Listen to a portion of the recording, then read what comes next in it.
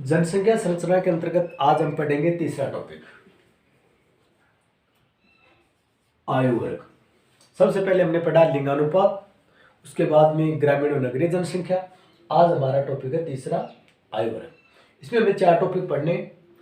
पहला लिंगानुपात, दूसरा ग्रामीण और नगरीय जनसंख्या, तीसरा आयु वर्ग और चौथा साक्षरता। यानी इस पाठ में 4 टॉपिक, ठीक है।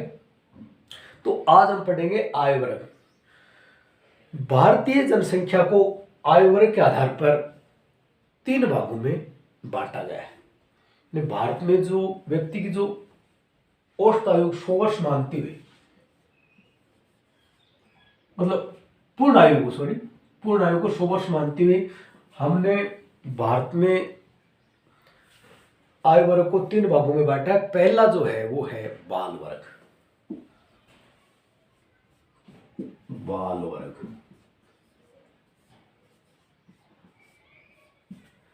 0 से 14। बाल वर्ग में 0 से 14 वर्ष के बालक बालिकाओं को सम्मिलित किया गया है, ठीक है। इसमें उन बालक बालिकाओं को सम्मिलित किया गया है जिनकी आयु 0 से लेकर के 14 वर्ष तक है, ठीक है। जनगणना 2011 के अनुसार भारत की जो कुल जनसंख्या है उसमें 29.5% जो है वो किसका है? बाल वर्ग का है। यानी 2011 के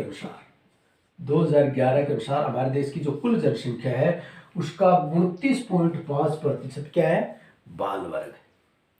अगर हम बात करें 2001 की, तो 2001 की जो कुल जनसंख्या थी उसमें 35.6% जो जनसंख्या थी वो थी बाल वर्ग की, 2001। तो इसमें अंतर देखो, बाल वर्ग का जो इसमें प्रतिशत अधिक, इसमें क्या कम है। इसके पीछे कारण ये होगा कि हमारे देश में जनसंख्या की वृद्धि में थोड़ी क्या आई है? कमी आई हुई ना।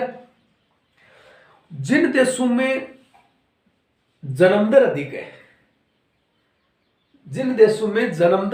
उन देशों में बाल वर्ग का प्रतिशत अधिक पाया जाता है।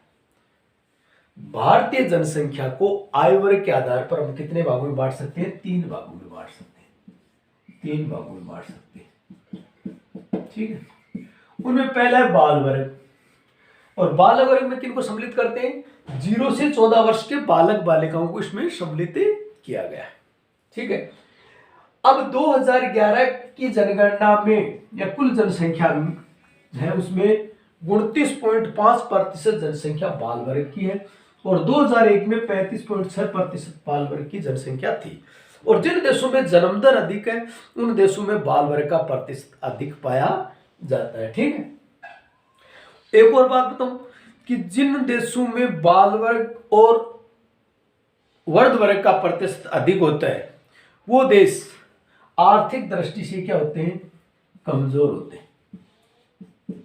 आर्थिक दृष्टि उनकी क्या होती है? कमजोर होती है। इसका जिक्र हम थोड़ा आगे करेंगे। तो पहला था बाल वर्ग। भारत की जनसंख्या को आयु वर्ग के आधार पर हम कितने भागों में बांट सकते हैं? 3। पहला कौन सा पढ़ा हमने? बाल वर्ग, ठीक है। 0 से 14 वर्ष बालक बालिका। दूसरा है युवा वर्ग। कौन सा? युवा वर्ग। 15 से लेके 59 वर्ष तक के लड़के लड़कियों को, स्त्री पुरुषों को इसमें सम्मिलित किया जाता है। अब जनगणना 2011 की बात करें। जनगणना 2011 के अनुसार हमारे देश की कुल जनसंख्या के 62.5% भाग पर, यानी कुल जनसंख्या का 62.5% युवा वर्ग था 2011 के अनुसार। हमारे देश की कुल जनसंख्या का 62.5% कौन से वर्ग का था? युवा वर्ग का। और 2001 की बात करें उस समय हमारे देश में 58.5%। किसकी थी? ये 2001 के अनुसार, एक के अनुसार। अब आप ये बात बताओ कि ये प्रतिशत भी बढ़ा है। भाई भारत में युवा वर्ग का जो प्रतिशत है वो बढ़ा, यानी औसत बढ़ी है। ठीक है, जिन देशों में युवा वर्ग का प्रतिशत अधिक पाया जाता है वो देश आर्थिक दृष्टि से अधिक संपन्न होते हैं। कैसे? क्योंकि ये जो देश है, ये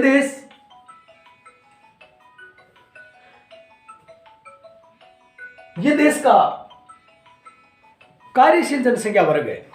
इस वर्ग में मतलब कार्यशील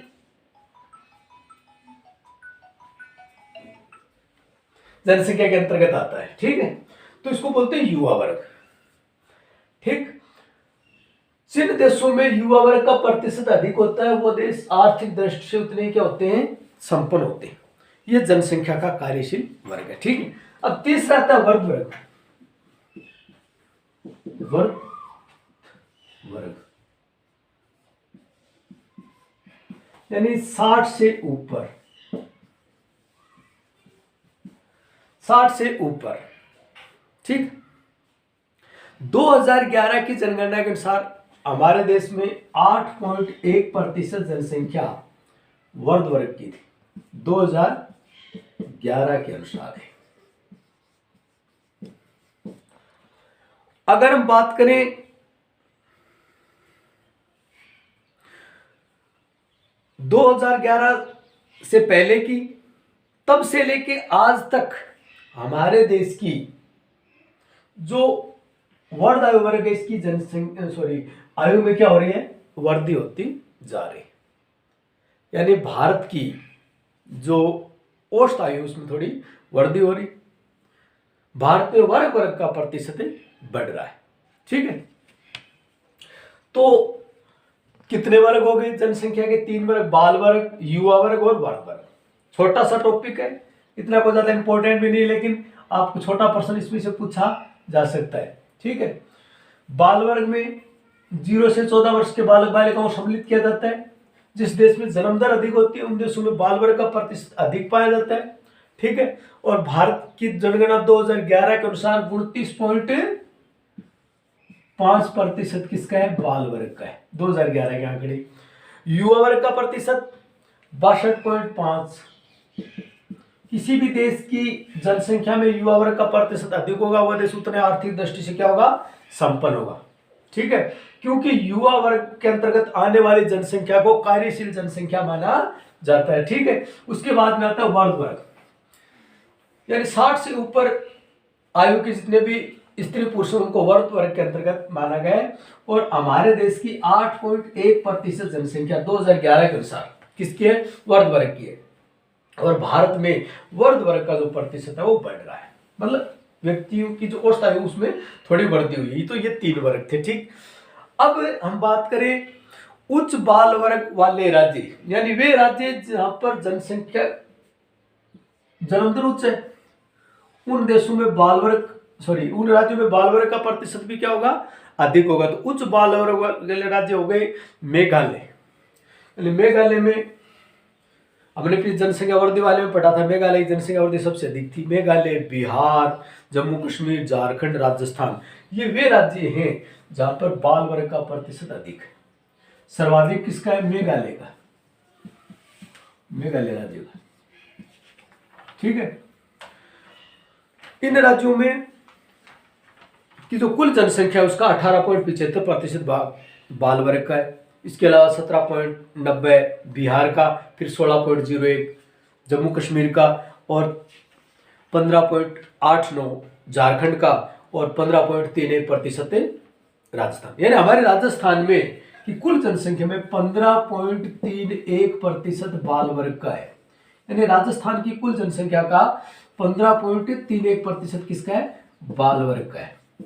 तो ये उच्च बाल वर्ग वाले राज्य थे जहां पर बाल वर्ग का प्रतिशत क्या है? अधिक है।